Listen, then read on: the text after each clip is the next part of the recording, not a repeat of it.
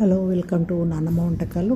ఇవాళ బ్రేక్ఫాస్ట్ కోసం నేను ముల్లంగి క్యారెట్తో పరాటా చేస్తున్నాను. చూడండి నేను ఎట్లా చేస్తానో. దానికి కావాల్సినవి ముల్లంగి, క్యారెట్, పచ్చిమిర్చి, ఒక ఆనియన్, ఒక 3-4 వెల్లుల్లి, కొంచెం కొత్తిమీర, ఇంకా సాల్ట్ అదైతే వేసుకుందాము. గోధుమ పిండి మనం చపాతీ పిండిలాగా కలిపి పెట్టేసుకోవాలి. ఫస్ట్ చూడండి, అది కలిపి పెట్టేసుకుంటే ముందు మంచిగా నానిపోతుంది.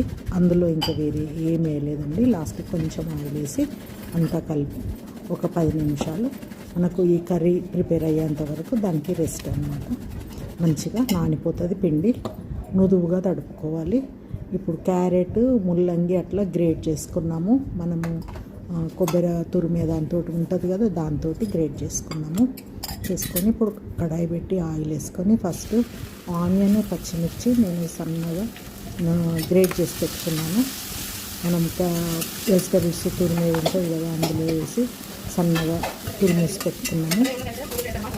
ఇవి ఫస్ట్ మంచిగా వేగాక కొంచెం వెల్లుల్లి దంచేసి వేసుకోవాలి.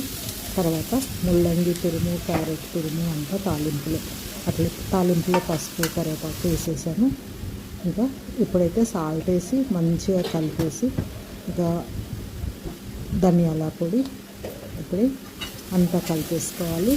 ఒక 2-3 నిమిషాలు మూత పెట్టేసుకుంటే మనం తురుముకున్నాం కాబట్టి తొందరగా మగ్గిపోతుందండి ఈ కూర. కొత్తిమీర కూడా వేసేసాను. వేసి అట్లా కొంచెం సేపు మగ్గించుకొని కూర మనకు రెడీ అయిపోయినాక ఒక 1/2 నిమ్మ చెక్క రసం పిండాను. తర్వాత చాట్ మసాలా వేసాను కొంచెము. వేసి కలిపి ఒక 2 నిమిషాలు మూత పెట్టి ఉంచేసి స్టవ్ ఆపేసుకున్నాను. మన కూర రెడీ అయిపోయింది. ఇది చాలా బాగుంటుంది. హెల్త్ వైజ్ కూడా చాలా మంచిదండి.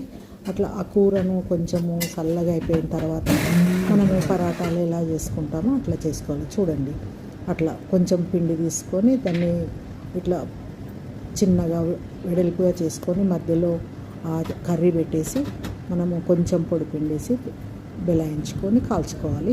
బటర్ కానీ ఏదైనా వేసి ఇట్లా బటర్ వేసి కాల్చుకుంటే మనకు మంచి రుచికరమైన పరాటా. చూసినా ఎంతో రుచికరమైన పరాటా రెడీ.